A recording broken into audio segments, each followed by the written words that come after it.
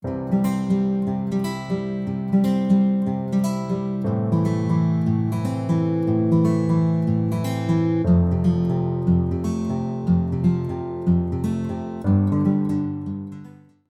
ora everyone, welcome back to the channel. Today we are going to swatch out the new 28 colours from Derwent Inktense. So say new, these came out last year, but they're new to me.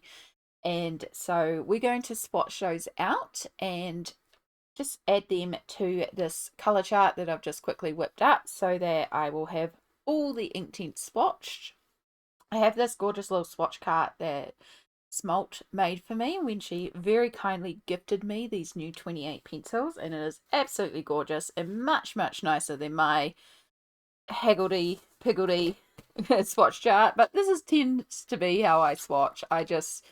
The swatch cards, as long as I can see the colors and the names, that's what I care about. This is so fancy and pretty. But what I'm going to do is add the new colors to the swatch chart that I've just made and activate them so that it all matches up. And then while we're at it, talk about which colors I think of the new 28 are more essential to add than others. Because for me in New Zealand, if I was purchasing them, I was gifted these, but if I was purchasing them, it would have been more economical for me to just order in all 28 in one hit. Cult pens in UK do ship all the way over to us in New Zealand. So if you're looking to purchase the full 28 Cult pens in UK, do ship internationally, and that's how I was looking at purchasing them.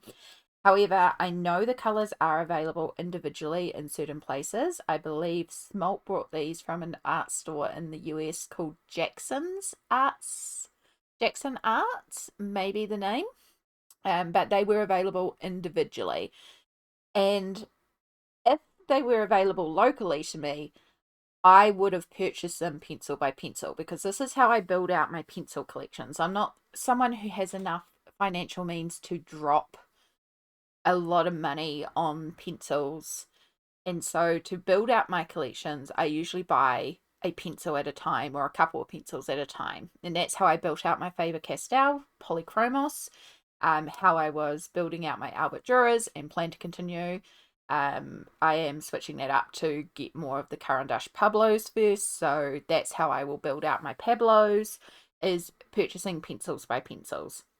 And when you do that, certain colors are more effective to add to the range before other colors, and especially with Inktense you sometimes get some colors that are very similar, so you don't necessarily need to get all the colors straight away. For example, in the original 72, 1710 amber and 1720 tan are very similar colors, and you didn't necessarily need both of these colors. You could just invest in one to start off with, and then as you go to complete the set, if you feel the need to complete the set, you can invest in the other to make sure you have the complete range. I found that ink black and Chinese ink are very similar as well, so you could just invest in one of those rather than both of those. So we're going to be looking at the new 28 colors and talking about what is similar, what is different, both from within the new 28 but also within the full range itself. So if you are somebody on a limited income who can only buy a couple of Inktense colors, or you have the original 72 and you don't have the money to get the full 28 additional colors, you could just go and invest in these couple of colors and know that you've got the start of the different pencils, and then if you feel the need to complete the set, you can complete the set later on. So we'll start at the top here. I am going to have to twist this to the side just to fit this in, and I'll just move that gorgeous little swatch card that Smalt has done for me off to the side. Now I do need to go in and add another layer to Sicilian yellow, because when I activated this I added way too much water and it just split out everywhere. So my Sicilian yellow is looking a little pale. So while we're here, I'll just grab that one out and just re-swatch on that area. and then we'll activate that one at the end when I activate all the rest. So the first color we want is 0110, which is lemon. So how I swatch these is I usually do a section that is just straight pencil, and then I do a fade out, so just lightening up on pressure. And then when I go to activate them, I will start activating at the lighter side and go across to the darker side, just so you can get like the full gradient of how these colors work when activated. All right, next we want gold, which is 0215. There we are. So I can already tell gold is looking a lot different than any of the other yellows, but it'll be interesting to see how it compares to some of the tans. I get the feeling lemon might be quite similar to sherbet lemon, but we'll wait till we've activated, because that's always the key as well with Inktense, is they can look one way as a pencil, but once activated they can look very different. This is 0225 Golden Sun. I'm also putting the pencils away into my Inktense case as we go through these. All right, we want 0245 Mango. I'm really excited for more oranges. It was one of the colors that I felt like was very much lacking in the range, was orange.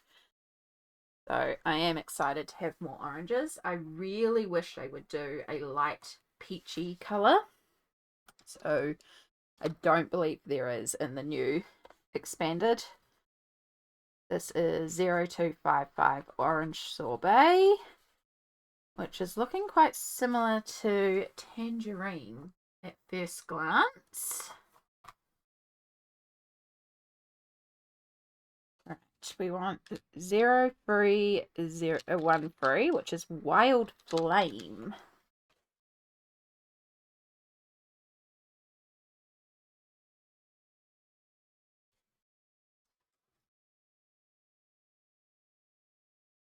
Zero 0317 Paprika.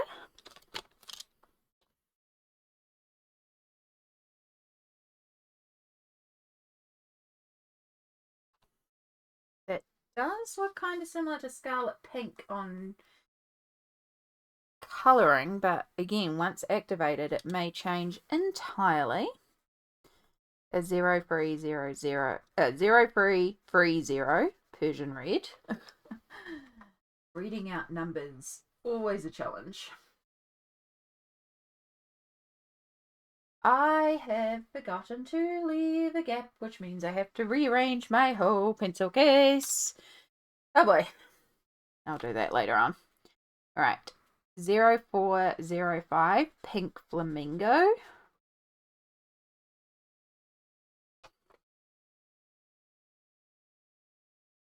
Well, there's no point in putting more colours away, because I'm going to have to rearrange the whole case because I forgot to leave a space, and I had a feeling that I had forgotten to do that somewhere along the line. All right, we want 0715 Sugar Plum, which does look very similar to Red Violet, although colouring down looks very similar to Deep Rose. And then Amethyst 0735, which is one of the colours I was very excited to get.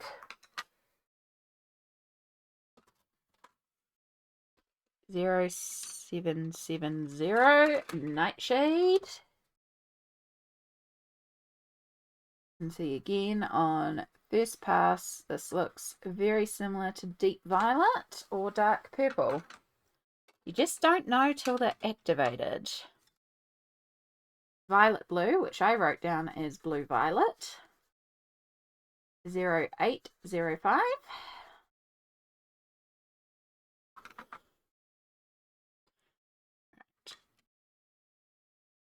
The Lapis Blue. 0825, which of course looks very similar to Iris Blue.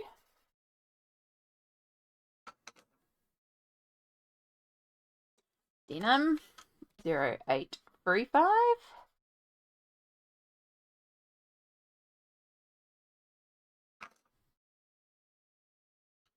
Dark Cerulean 1010.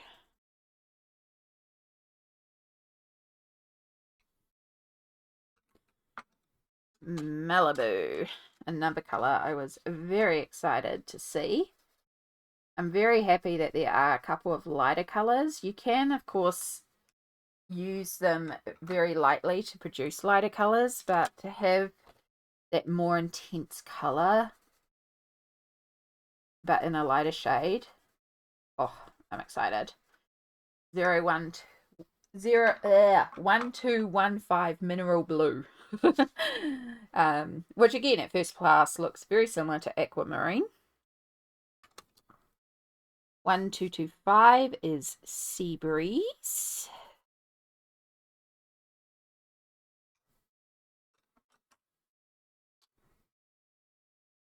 One, 240 Mint Leaf.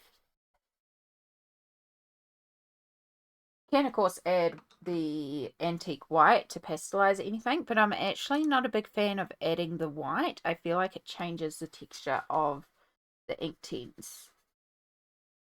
1340 Olivine. Yeah, I don't often use the Inktense white because I'm just not a big fan of it. 1410 Jungle Green.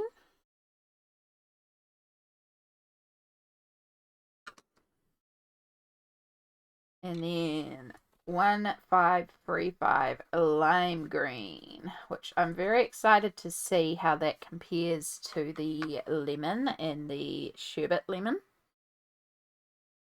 Alright, we want Burnt Umber, 1903. I'm also very happy to see more browns in this range. One may say there's already enough browns, but I felt like their browns were a very red base, the existing reds, so I'm excited to see hopefully some more neutral browns. This is 1907 Natural Brown. And then we have 2103 Asphalt.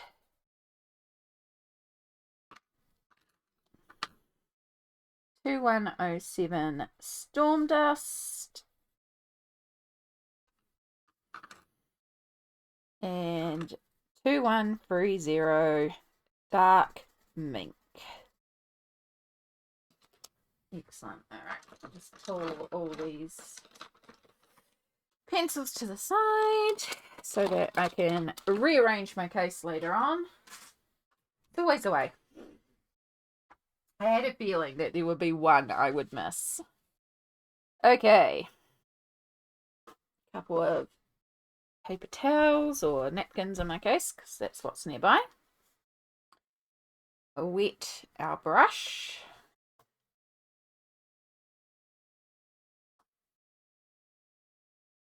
Some of the excess, and we'll start with the lemon.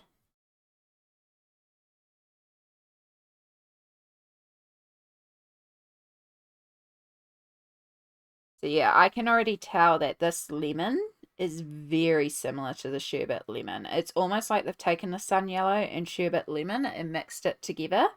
So if you already have the sherbet lemon, I don't think the lemon is necessary.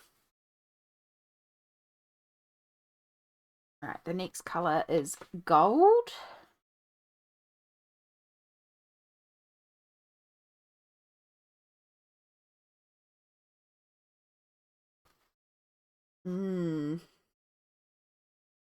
That is looking quite similar to Sicilian yellow or sienna gold. It's a cooler tone though, and it's different than the mustard.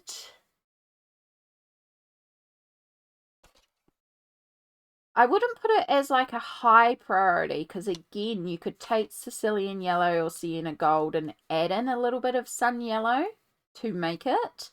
It is very similar, so I wouldn't put it as a high priority, like you must grab this color. but it has got some differences. All right, a golden sun.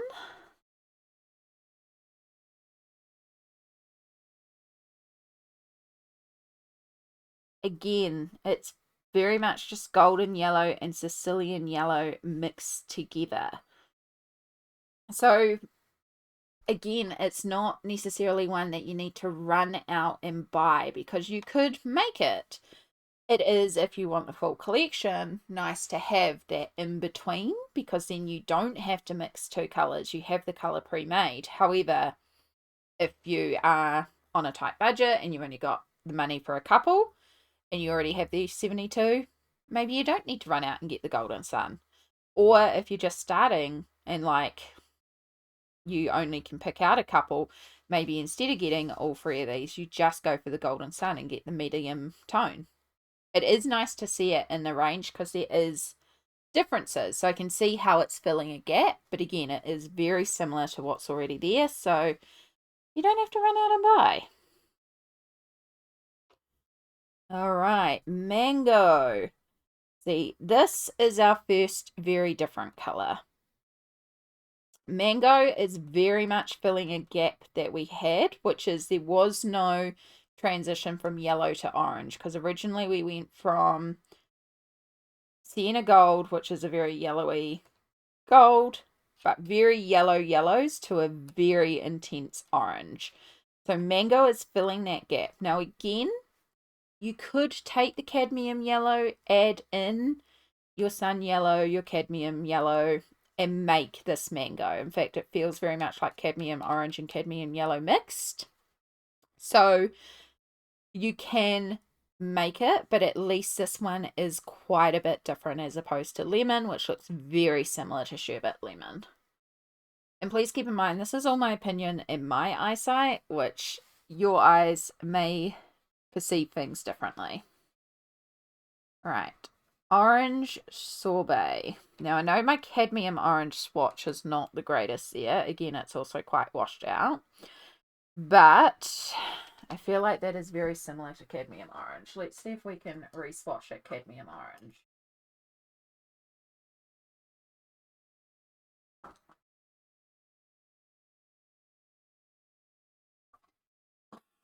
Oop, hit the camera.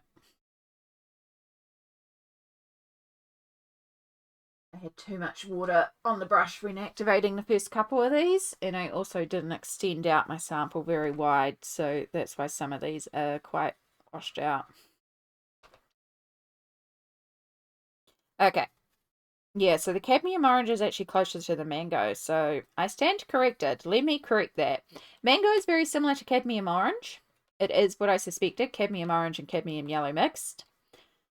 Orange sorbet is very different, and I feel like instead of tangerine, I would prefer the orange sorbet. Tangerine has always had a very red undertone, and I find it quite difficult to use. Orange sorbet is your more pure orange, and that is a color we have needed in the Inktense range.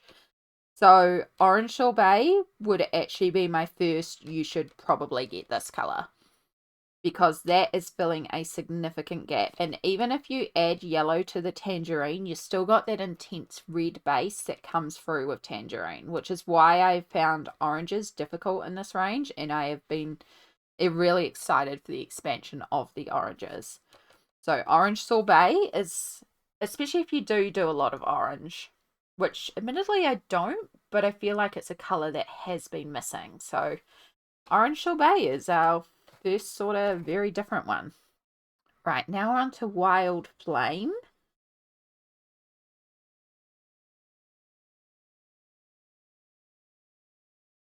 Which, it's pretty. I'm going to activate Paprika first because I just want to see the differences between the two of these before I decide.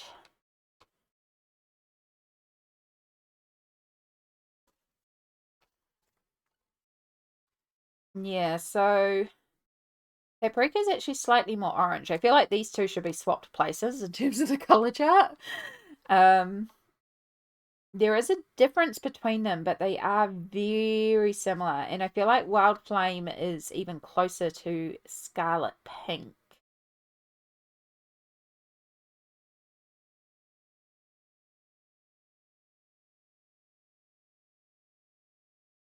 Hmm. I feel like one of these is essential, not essential, but one of these would be good to add. So Wild Flame or Paprika, but not necessarily both of these. You've got the next step up from the orange sorbet, and I would lean more towards the paprika because it's got that more orange to red natural tone that would work better with the sorbet. The Wild Flame almost has a little bit of pink, which feels more like the scarlet pink, which is why I kind of feel like these two should be swapped in the color order. I feel like paprika should be first and then Wild Flame, and then it would flow onto scarlet pink better. But yeah, I would probably say paprika is the next one that I would look at investing in. We definitely don't have anything existing in the orangey red family. Not that we had a lot of orangey red anyway. But yeah, orange sorbet and paprika would be my first two. I'm hoping maybe not more than 5, but there are 28 new colors. So, all right, the Persian red.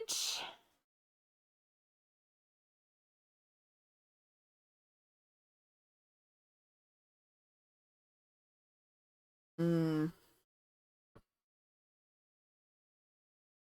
Persian red is pretty. It is that pure, it's like a fiery gem red that we have been missing. And I can see the hole that it's filling in the color chart. So is it essential? I feel like, again, if you already have the original 72, you have poppy red. And poppy red with a little bit of orange sorbet will give you Persian red.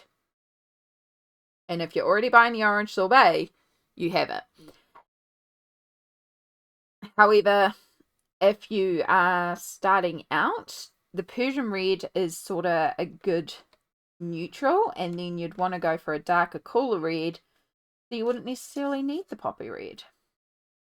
But yeah, if you're looking to add on the 28 and the 72, I feel like the poppy red with the orange sorbet, which again I've already said is one that we should look at getting. You have it. You've got the paprika that you can also tie in to the poppy red to make even closer to the Persian red as well. So yeah, I don't think Persian red is an essential. It is, like, I can see how they're filling the gap though. All right, pink flamingo. Love the color. Question is, how different is it to our carmine pink? So our carmine pink is a cooler pink and our pink flamingo is a warmer pink. It's definitely better than the scarlet pink, which is more, I think that's their attempt at a more peachy tone. You can kind of water it down and make it peachy, but it's still not great. It's still very warm toned. I don't think we have anything else that would really pull it off. Like, you can kind of mix scarlet pink and carmine pink to get something along this line, but it's not exactly the same as the pink flamingo. So yeah, I also work. See, the colors that are more essential to you are also dependent on what colors you tend to work in as a colorist. I am somebody who works a lot in pink, purple, and blue.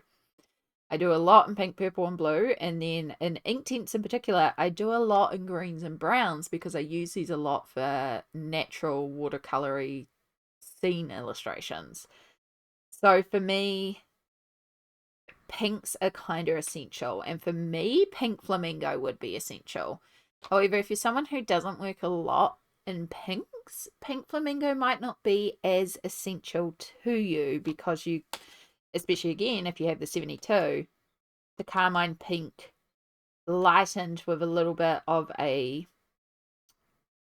scarlet pink, or even just a touch of maybe a little bit of paprika, like really, really tiny little bit, could possibly pull this color off.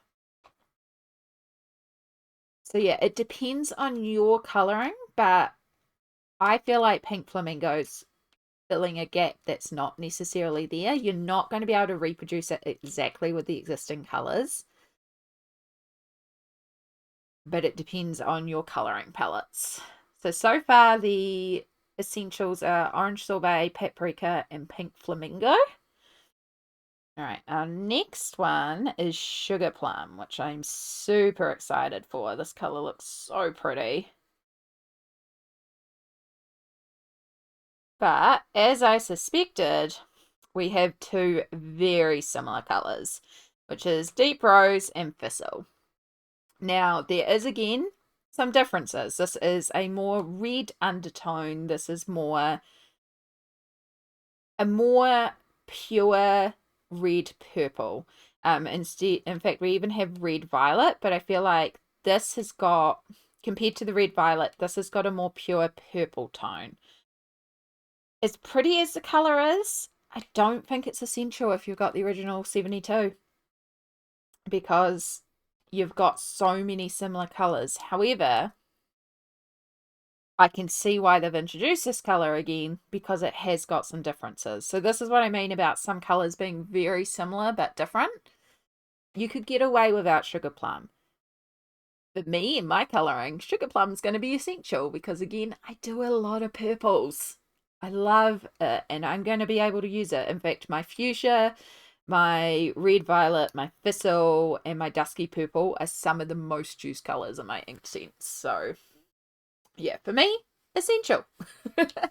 Not necessarily to your collection. Right, amethyst.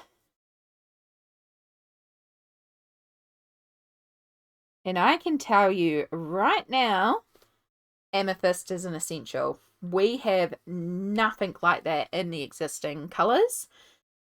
You may be able to add a bit of antique white to mauve to produce something similar. However, it is not going to be identical. This is a warmer purple, and you don't have to deal with the white. So I would say amethyst is definitely a color you want to add if you can only buy a couple of individual pencils for your set. All right, our next one is Nightshade.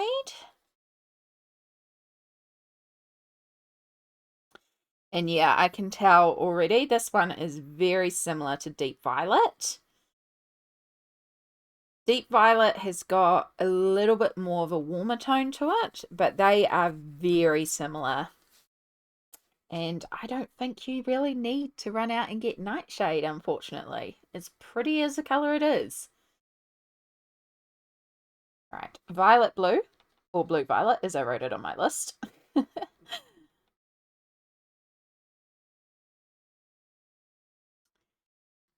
Again, I don't think you need to run out and get it. It is very similar to Violet. It is very similar to Violet. So it has got a little bit more blue of a tone to it. It is, I would almost say it's more, this is a bit more on the purple side. This is a bit more on the blue side. I feel like if you mix Blue Violet and Nightshade, you would get the violet. So I do feel like this color order is kind of good. But yeah, again, I don't think you need to run out and get the violet if you've the blue violet. If you've already got the violet, you have a very similar color to the blue violet. All right, our next one is lapis blue.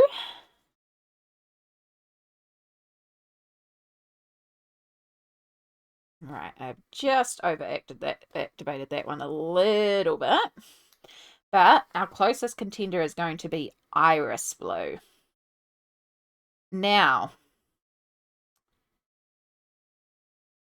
they are very different. Iris blue, they're not very, very different, but they are different. Iris blue has a more green tone. This is more of a pure sky blue. So if you're starting your collection and you're debating between iris blue and lapis blue, I would actually go lapis blue because that's your more neutral, pure blue. If you have the original 72, You don't necessarily need to run out and get lapis blue because iris blue is similar. But there are enough differences that I think you could justify lapis blue because of the fact that this is more a pure blue, a more cooler blue, and the iris blue is more like slightly greener undertones, slightly warmer, slightly. I feel like this is more natural sky blue and this is cartoon sky blue. That's the only way I can describe it. They are very similar, and I'm not going to deny that.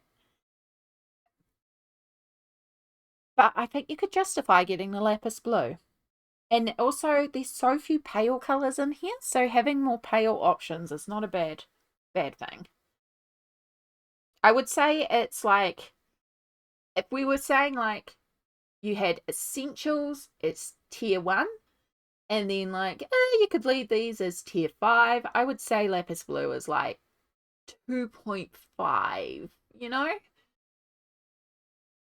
All right, denim.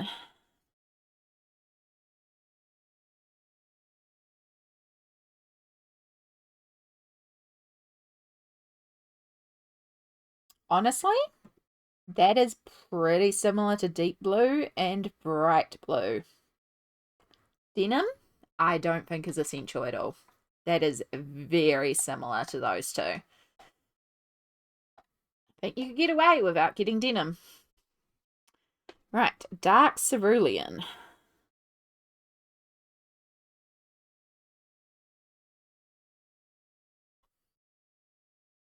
Which is very similar to sea blue. It's almost like sea blue with a little bit of iris blue or a darker iris blue. But yeah, the sea blue has a little bit more of a green tone to it. But again, I don't think the dark cerulean is an essential color. Of course, this may change as I use some more, but just from my swatches, this is what I am seeing. This is, again, my opinion.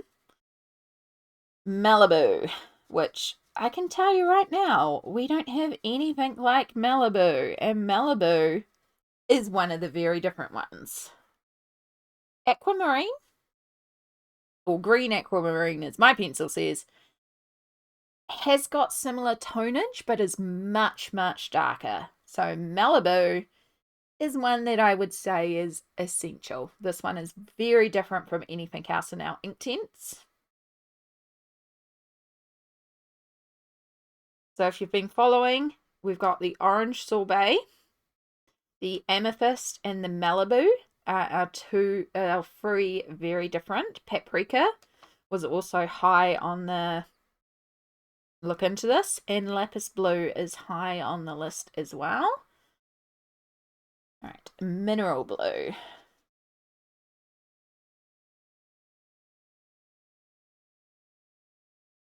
Very pretty, very similar to aquamarine. Very straightforward. It is very similar to aquamarine. So again, there is a little bit of a difference between them. The aquamarine is slightly more on the, I'd say it's slightly more on the blue side, and the mineral blue is slightly more on the green side, which is weird because this is green aquamarine and mineral blue. But that could just be my swatching, my color choices. I wonder with Sea Breeze, because Sea Breeze also feels very similar. Yeah, see, Sea Breeze is very similar to Mallard Green and Aquamarine as well. So Mineral Blue, Aquamarine, Sea Breeze, and Mallard Green, which Mallard Green is a bit lighter, but all four of these are very similar. They feel like one family, just different shades of it. So I wouldn't say any of them are essential either. Right, Mint Leaf.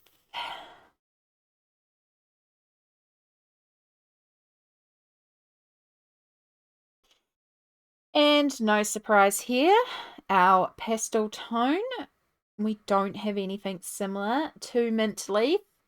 So I would say Mint Leaf is an essential. I'm not surprised by the fact that Malibu, Mint Leaf, and Amethyst have all appeared on the essential list because those are the ones that were very obviously different. Right. Olivine.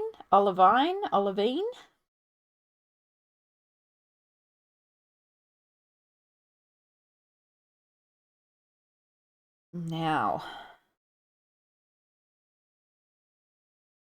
it is a more pure olive tone compared to Fern, and it is lighter than Spring Green. It's obviously much lighter than the actual light olive as well. They're in a similar family. So, especially with the Spring Green, you could just work with that much lighter and get a similar tone. It's not going to be exact. There is more pure green in the olivine than the Spring Green. This is more bringing in sort of mustard tones. So, it's not an essential one, unfortunately. It's a very pretty color though, and I can see a lot of uses for it. And again, I can see how it's filling a gap in the range, but it is very similar to what's already in the range.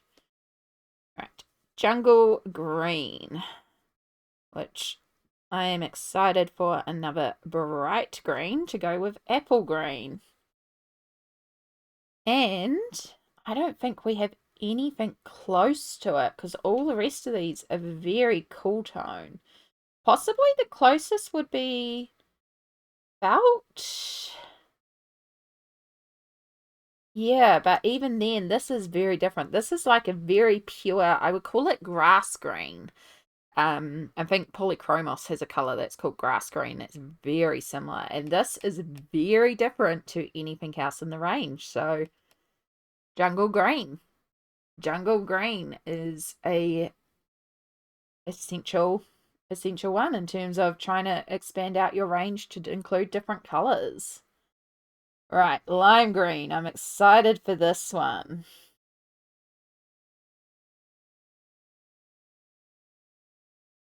Right, so this is going to have to be compared, I think, to our lemons. Now, it has obviously got a bit of a green tone compared to the sherbet lemon. It's not a pure lemon color, which it shouldn't be. It's lime green. It is if you took sherbet lemon and just added a touch of apple green. So if you had the 72, you could pull this color off, sherbet lemon with a touch of apple green.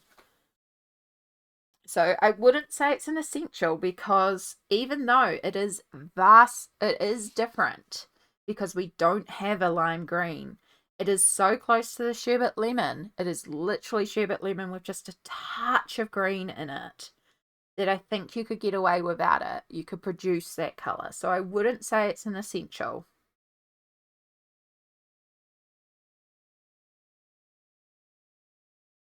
Right, I think we jump down to burnt umber. I'm very excited for the browns. And I'm just going to activate the natural brown as well because we're going to talk about both these browns at the same time. Because I just want to see the difference between the two. Now,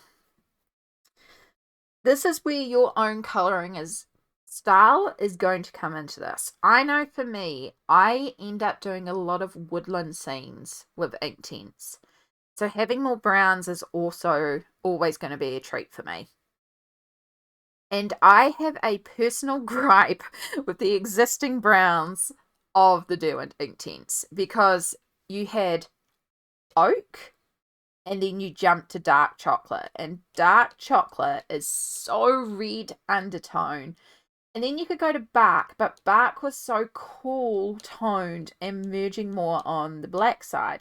We were missing these burnt umber and natural brown. Now you can play around with saddle brown and willow, and again, I've done this a lot, so saddle brown and willow are also two of my most used colors in here because I would have to mix those with oaks and barks and dark chocolate in order to try and make some browns. But the dark chocolate and the bark would always influence those colors so much.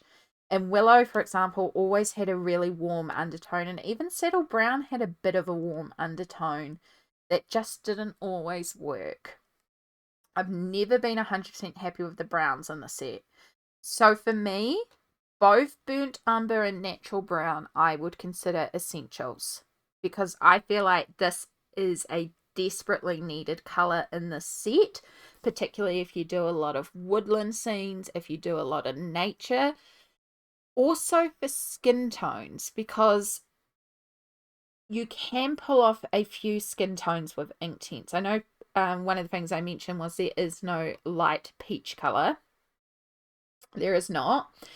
But you can pull off tan skin, you can pull off olive skin, you can pull off darker skins, but I've never been able to pull off very dark skin because the browns have always been so red undertones, and it can work to a point, but it takes a lot of fiddling in order to do it. So this immediately gives us a bit more natural skin tones as well, and just good shadow tones. So this is where, again, this is my opinion. This is how I know I color. I feel like these two are essential. However, if you're the type of person who uses Inktense to mostly color cartoony, fun, bright colors, and you don't even touch your browns, maybe these aren't essential to you.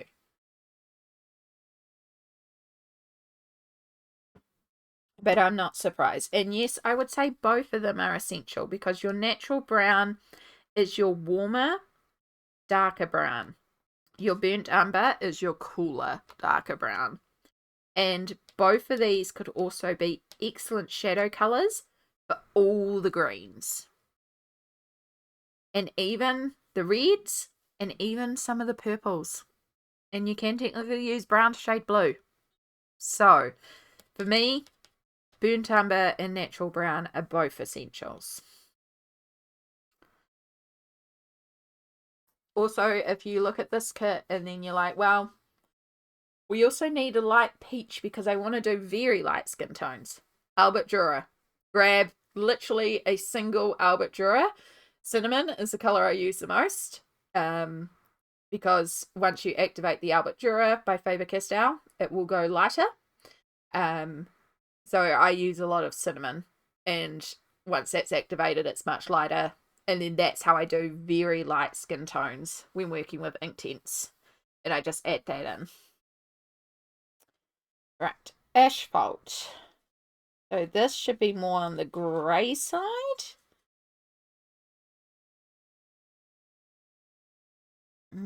Okay, so we've got another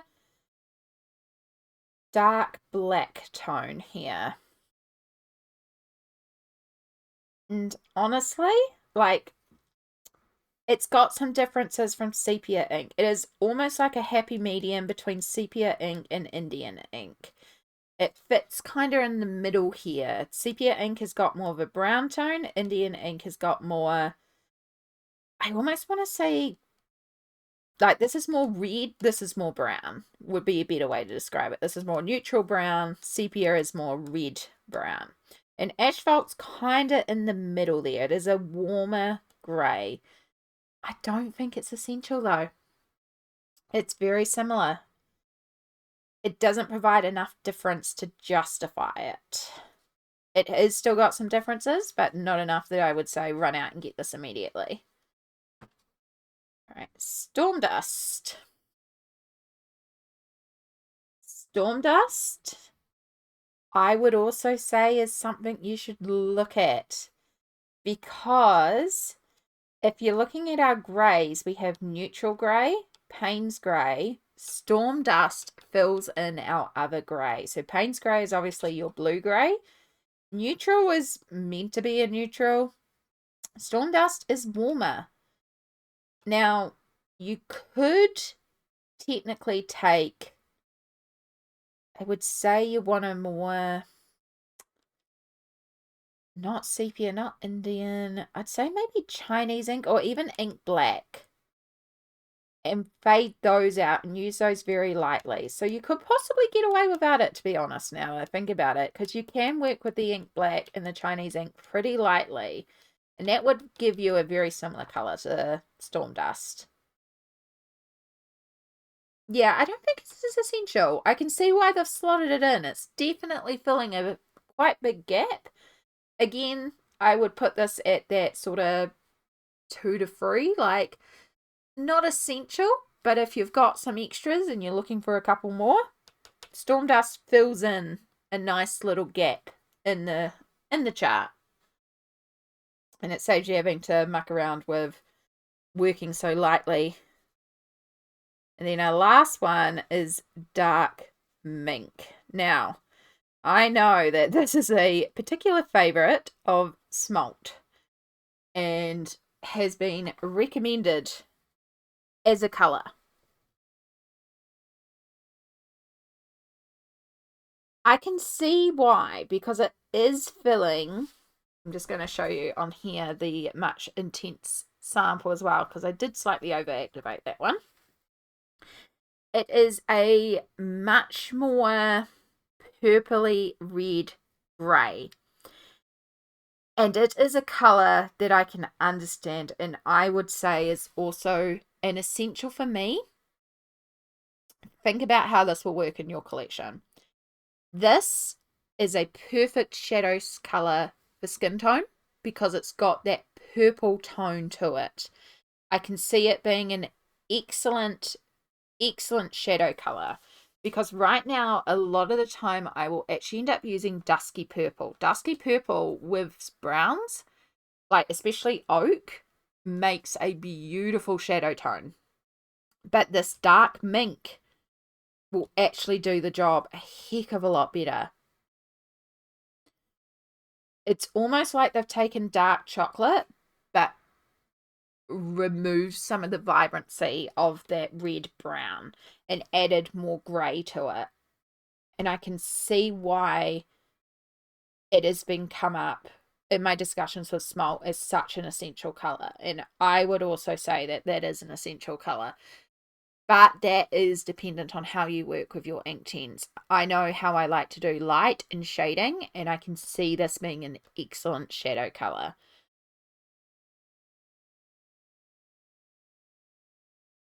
So yeah, that is every colour activated. So again, to go through the colours that I would prioritise myself, I would prioritise Orange Sorbet, I would prioritise Paprika, I would prioritise Amethyst, the Lapis Blue, if you've got the funds. I reckon that one. And if you haven't got the full 72, I would prioritise Lapis Blue over the Iris Blue. So Orange Sorbet, Paprika, Amethyst, Lapis Blue, Mint Leaf, Malibu, Jungle Green, Burnt Umber, Natural Brown, Dark Mink. And if you're curious, on the other side, the pencil colours that I would recommend you never ever get in the Derwent Inktense range, 2400 outliner. This is a very expensive HB pencil. You do not need this one. I'm also not a huge fan of white. There's a place for it. You can do without it. Some people love it. I'm not a big fan of it. I don't use it in my collection. But yeah, that is my opinions on the new 28 Derwent Inktense, and hopefully that helps if you are trying to figure out what colors. Again, if you can't buy the full 28 off the top of like all 28 at once, hopefully prioritizing a few colors. How many did I say I need? 1, 2, and 1, 2, 3, 4, 5, 6, 7, 8, 9, 10. Okay, so that's not too bad. Yeah, so 10 of them. And there may be colours that cry out to you more as colours that you use a lot more in your colouring and you would believe to be more essential for your colouring as well. Again, I'm doing this with my eye and my perspective and knowing how I tend to colour pages as well. So yeah, I'd be interested in hearing your thoughts down below. Are there colours in the Derwent Inktense range that you think are essential? How do you find the Derwent Antique White? Do you find a use for it? I find very little use for this Antique White. I prefer just to wash out my colours and work with them lighter than adding the white. But do you like adding white to pastelize the colours? Do you like the way the texture changes when you add in the white? Have you found a use for this outliner pencil? Let me know down below. I would love to hear from you, and hopefully this helps you out. Thank you so much for watching, and also a huge thank you to Smalt once again for this beautiful gift and making this video possible, and hopefully helping a bunch of you out there with looking into Derwent Inktense pencils. Thank you so much for watching. Take care. Much araha to you all, and I'll catch you all in the next video. Bye!